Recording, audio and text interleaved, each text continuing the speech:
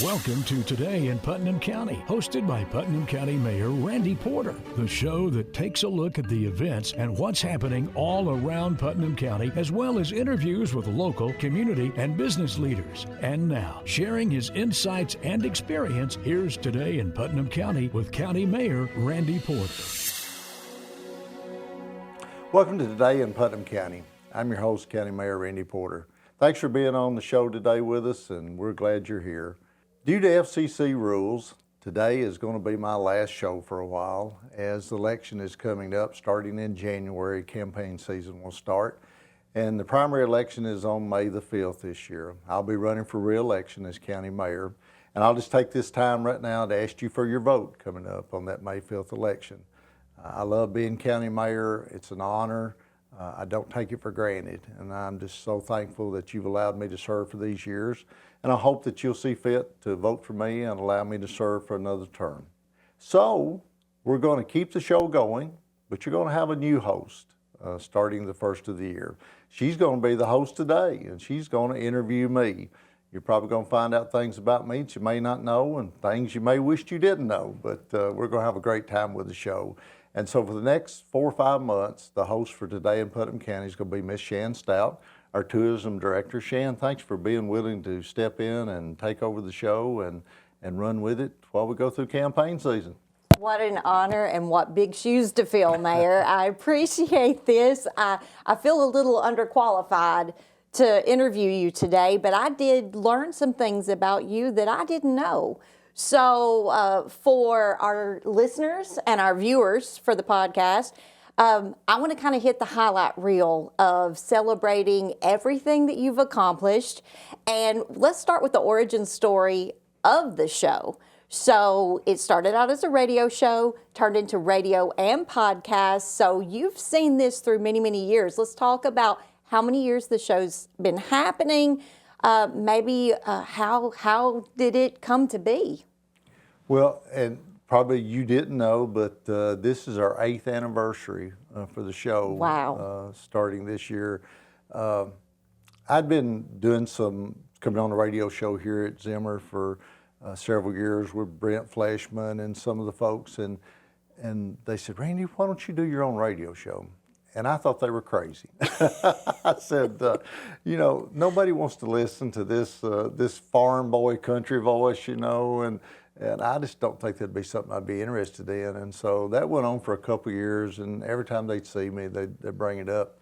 And they said, why don't you just try it? You'd be able to interview folks we think, or be able to get them as guests that we might not be able to get.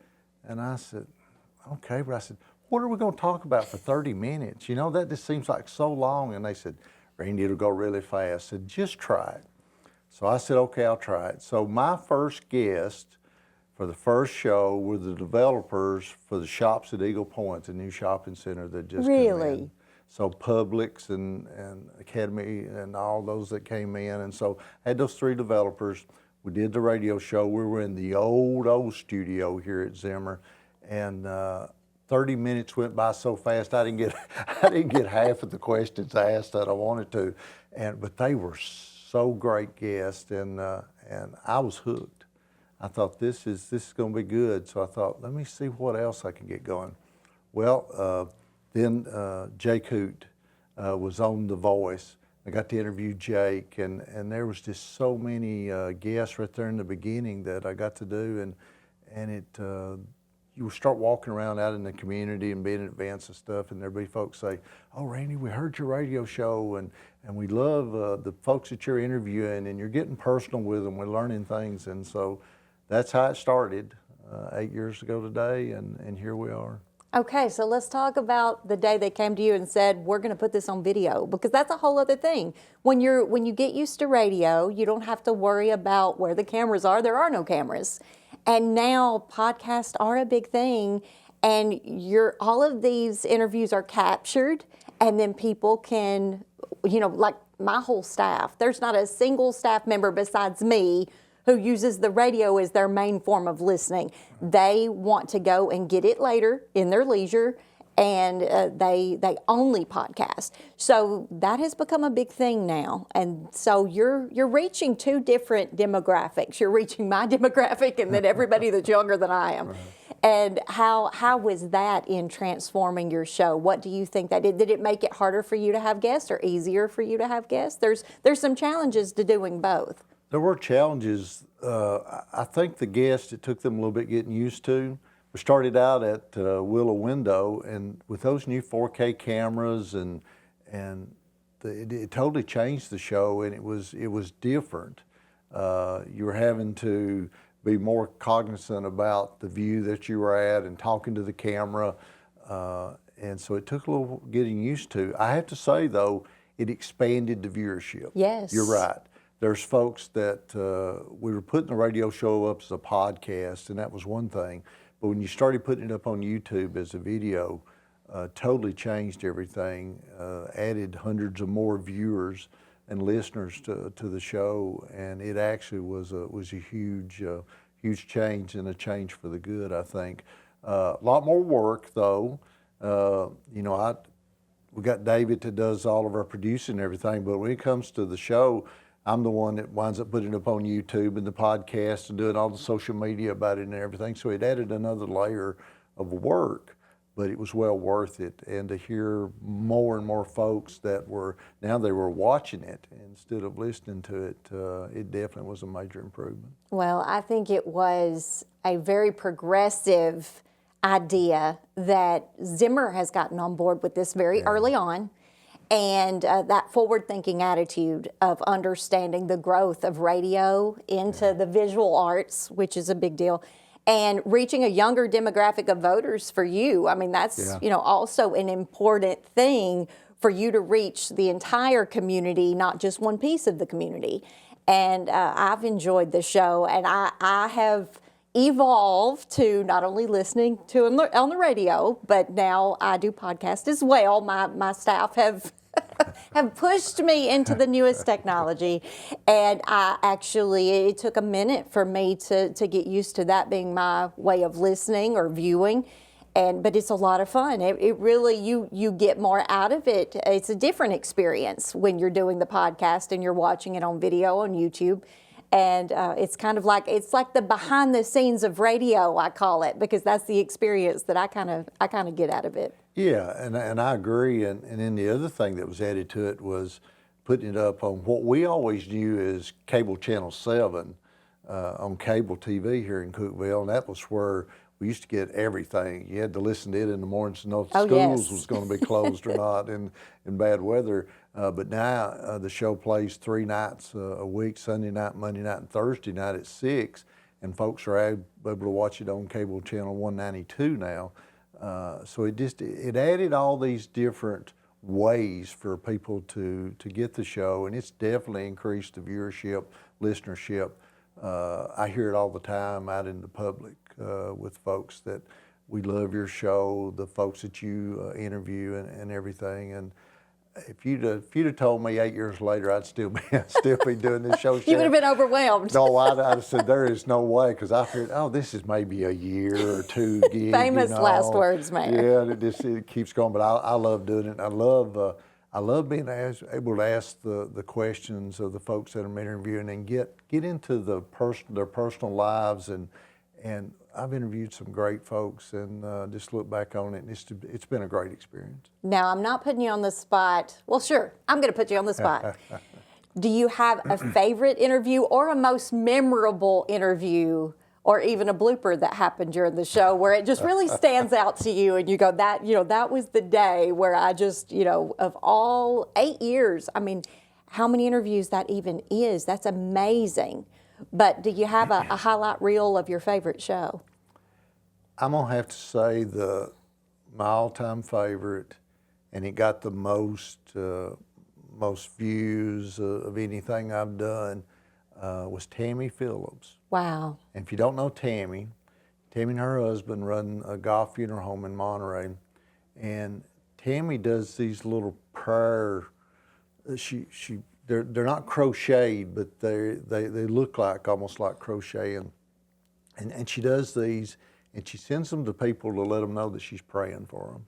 Tammy was the most heartfelt interview that I've done. And of course, I've done some other fun ones. Jay Coote was a fun one after The Voice and doing it. Well, and that was an exciting time. You know, all of Putnam County, they rallied behind him in such a way. And, you know, the fact that he embraced us as his community, right? And national television. So there was a whole lot of buzz going on. So that was a really big deal. Jake was a social media frenzy. Started covering Jake, and we do post about him every, I believe it was Thursday night or whatever night that he was coming on TV. And every time he'd win, the viewership on those social media, it just kept growing and growing and growing. And then being able to interview Jake after that. And we had Jake at the hoop, filled Hooper Evelyn up, and it was just, he was one of the fun folks that I got to interview, because I knew him when he worked here at the radio station before he started his career. And a little bit of history. First time I met Jay Coote was in 2014 when I first ran for county mayor. He played and sang at my campaign kickoff. Never met the man what before. What an honor. Yeah, well, and I thought, I told him, I said, this guy is good. He's got a great future ahead of him. And so Jake was a real fun interview. Well, speaking of future, we're talking about the fact that, you know, you've had to put a pause on this show, and I'll be holding down the fort while you're up for re-election. You've got more plans for Putnam County for future goals, expansion, growth, and also protecting the small town charm of our community. Yeah. Because there can be growth that is detrimental and there can be growth that is beneficial. Talk about maybe what your view for Putnam County is, because that's a delicate balance between keeping us progressively moving forward, but at a slow enough pace that it does not harm the residents who have lived here their whole life. Yeah, and that's tough. That's a fine line that you walk. We were doing really good up until 2020. 2019, we were seeing, I mean, we brought in thousands of jobs that the county needed. We brought in all this new retail stores that the citizens wanted, restaurants. Solid growth, but not out of control. Yes, everything was good. Tornado hit, which was terrible. Yes. Knocked out 200-300 houses off of the market, just devastating. We recovered from that, but then COVID hit just within about a week after the tornado, and that totally changed everything.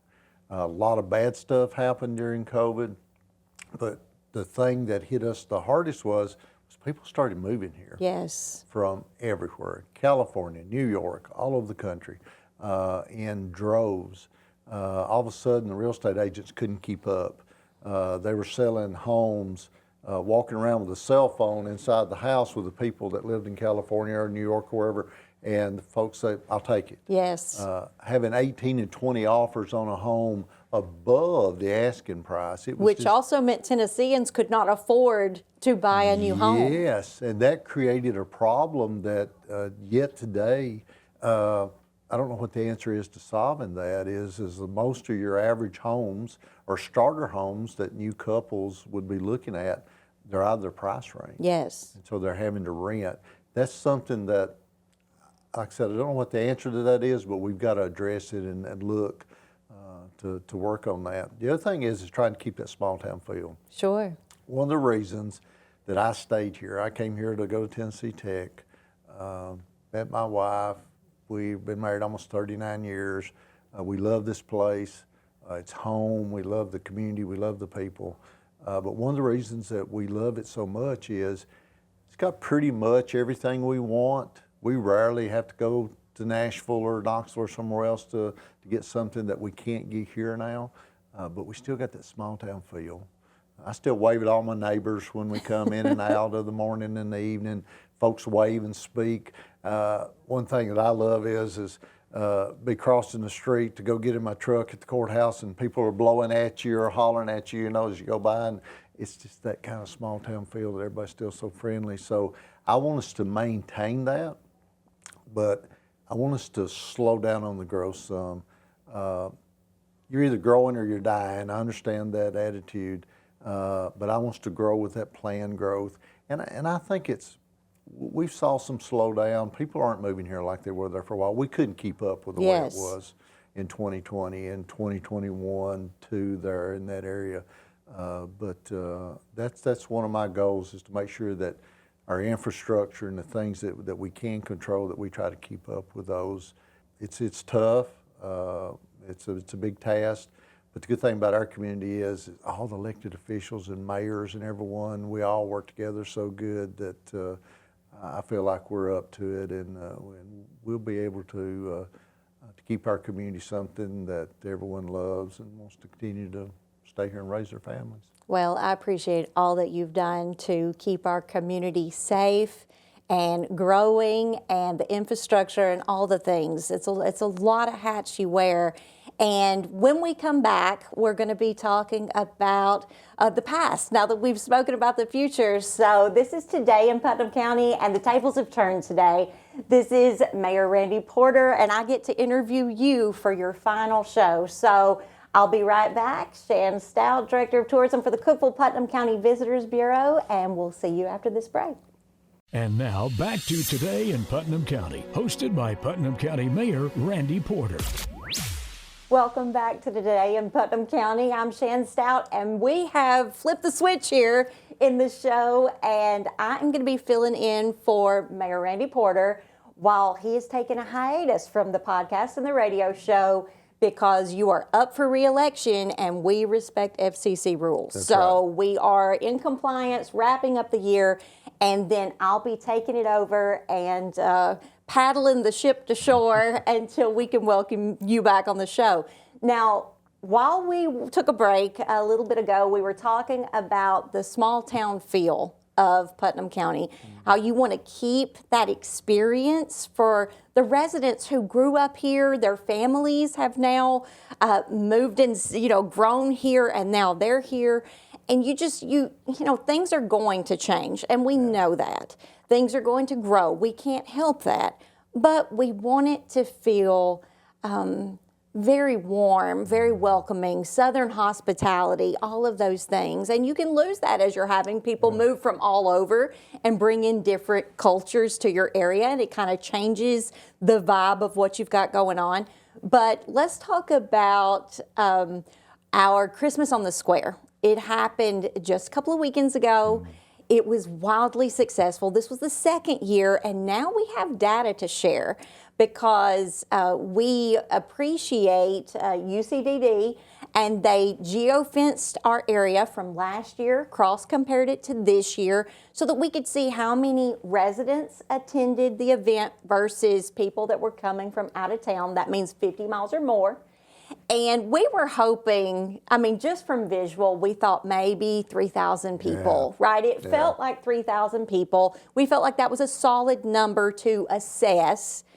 But tell us the actual number of the people that attended Christmas on the Square. I'm going to let you tell it, Shan, because when I had this dream about doing this, you're the first person that I came to, and I said, Shan, I'm going to do Christmas on the Square. And you said, Randy, that sounds like a Hallmark movie, and I'll never forget that. And so we did, and it's just turned into a great community event, and doing this geofencing to be able to tell it. So announce the numbers. You know. Yes, I was floored. I couldn't wait to get the information, but I was also a little nervous. You go, what if we're wrong? What if there's 1,200 people that came and it looked like more than it was? So I was just a little nervous, but I really felt solid in the 3,000. I thought it was going to beat that number. I thought that was just the for sure. And 9.1 thousand people, Mayor, attended Christmas on the Square, with the majority of those being 50 miles or more that they drove in. So we bolstered tourism, and because this was the Shop Small Saturday, so this is a big sales day for downtown businesses, and we did not want to impede them, hamper them, or cause them any sort of problems. We wanted to bring people to the area that would bolster their sales. And so to be able to prove that you have over 9,000 people coming within a small window of time to your downtown west side, the historic west side and the square, and those shoppers, and we spoke to local businesses, and the businesses we talked to doubled their sales for that Saturday compared to a regular Saturday. So to make 100% more viable profit for these businesses. And the nice thing I'm going to say, this was your idea that I thought was going to be hard to pull off. Mayor Porter came to me and said, I want everything to be 100% free so we do not harm the downtown businesses. I don't want to take a single dollar from any participant that comes. An attendee needs to go back and buy a cup of coffee at the coffee shops. They need to go and eat at the restaurants. They need to shop and do their Christmas shopping in the retail stores. We don't want a single dollar to be spent. So we had to talk over 40 vendors into providing last year 500 items for children. That means if they did a craft, if they got a cup of cocoa, if they got a cookie, if they had their picture made with Santa, 100% of what they did, no matter what it was free for 500 children. Well, last year, the 500 things lasted about 30 minutes. Oh, we're going so quickly. Yeah. We gave out commemorative ornaments and shopping bags. Poof, they were gone. So this year we had them commit to 1,000 items. And some businesses actually brought, like the cookies, they brought 1,300 cookies. We had 2,000 crafts that were brought to one of the activity booths. So they were going above and beyond because they understood that last year their activities just wow. And then our bounce houses, we had that sponsored this year. So the businesses that supported this event got it. They did. And, we had the free train riding and giving train rides. Oh, pictures with Santa. We did pictures with the Grinch this year. Elf on the Shelf. They were everything. It was amazing. And apparently we now know why, because over 9,000 people were there. In that downtown area, that's just amazing, isn't it? And you see those steady flows for that 3-hour period there, and it's hard to count folks as they're coming through, but to be able to get that, and for folks that doesn't know, it's cell phone data that it pings all the cell phones. We don't know who you are. You don't know your name and all that kind of stuff. The only But thing, we know where you sleep. Yep, know where your home residence Yes. is, the city or the state that you're from, and to be able to see those people driving in those long distances to come and to be there is just amazing. And I appreciate you and all the folks that put it together, Parks and Recreations and all our emergency services folks, Cityscape. It just made a dream come true to be able to put this on and everything. We just talking. We had a meeting just today talking about how well it went, and almost no complaints. Everything went great. So. And then talking back to that 9,100 number, that is 9,100 cell phones, individual cell phones. So that means that it was not just, that's 9,000 guaranteed people with a phone. That doesn't include the children that did not have cell phones. That does not include people that just showed up and they did not own a cell phone or have it on them. So that is the low solid number of the people that have cell phones. So that mobile data is just a snapshot. And as compared to last year, we did the comparison, and so we had a total visitor-wise almost 2,000 more people this year than last year. So that's an incredible increase, and we could tell. At the tree lighting, you can look out in the crowd, and we always have a marker like where they were last year compared to, side to side and front to back of where the people landed. And there was not a single spot for another head to be. It was beautiful. It was amazing. Yes.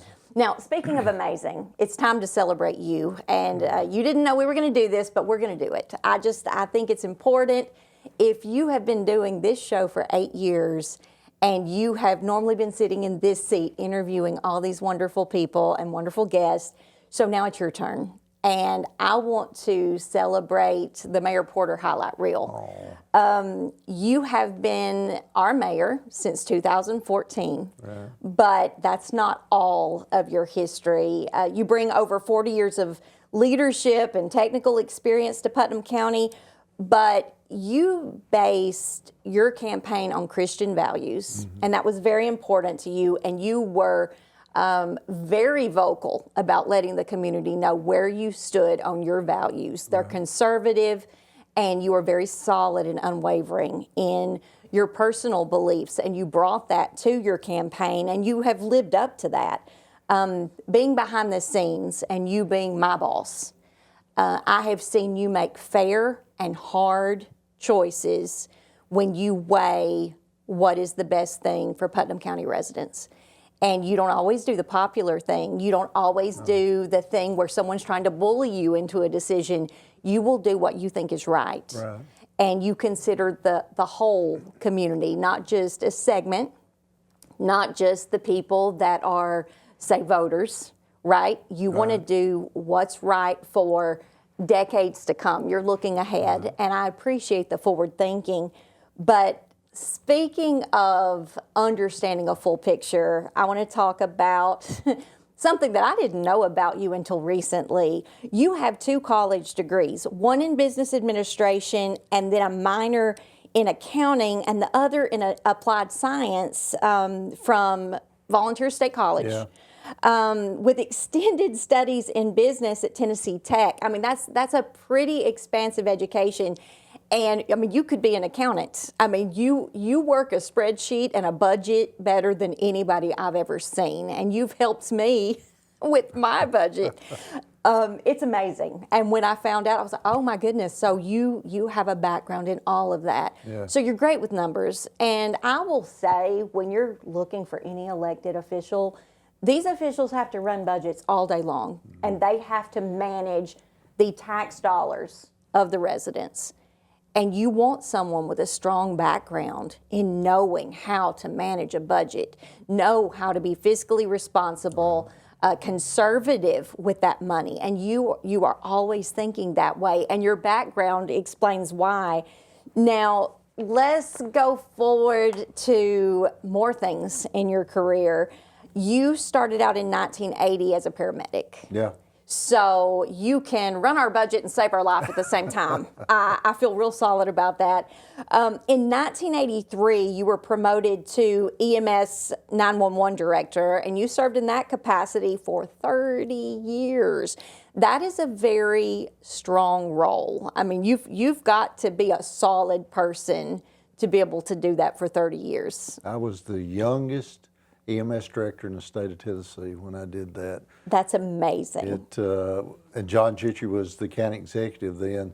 He was the youngest county executive in the state, and that started my career, and it's just unbelievable. And when I came to Tech to go to transferred from Vol State to Tech to finish, I wanted to be a CPA, and then changed and transferred back to UT to get my paramedic. And then for 30 years, I was at EMS and thought I'd never do anything different. Get to that point that you think that there's something else I need to do, and county mayor was it.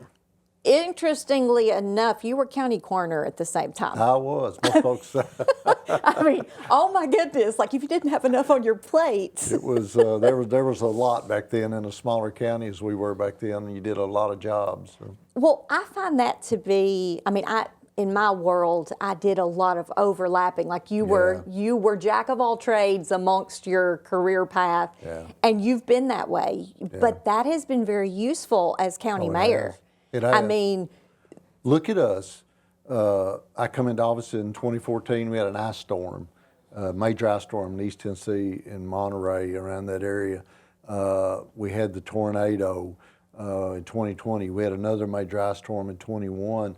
A lot of the stuff that I dealt with as county mayor, my background in emergency services, couldn't be a better fit. Carried me through it. Yeah, Shan, it really did.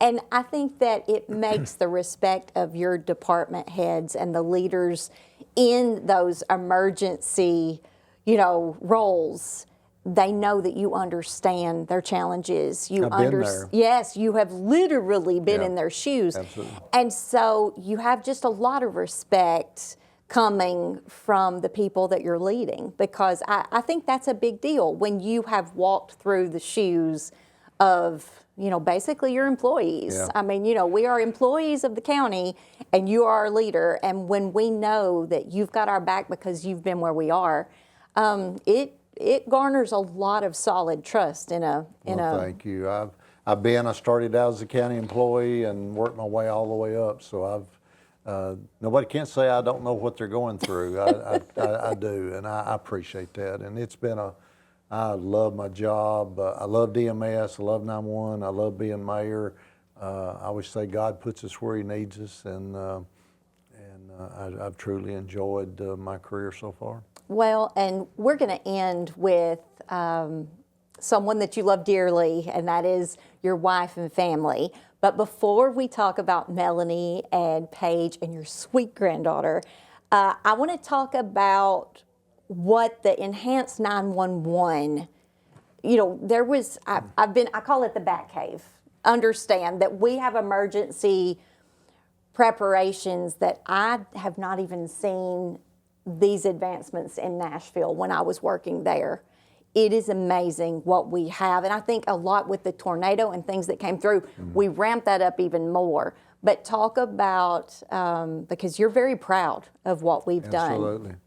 Yeah, we were the first county in the Upper Cumberland region to get enhanced 911. We didn't have addresses. You had the old rural routing boxes. I went out and with the help of some folks, we addressed the whole county. We built a new 911 center back in 2007 and 8. We got a full emergency operations center that we built that's state of the art. We have folks coming here from all over the country to see it. It's incredible. I kid you not. We hit it really good, and just very blessed to have been able to do all that.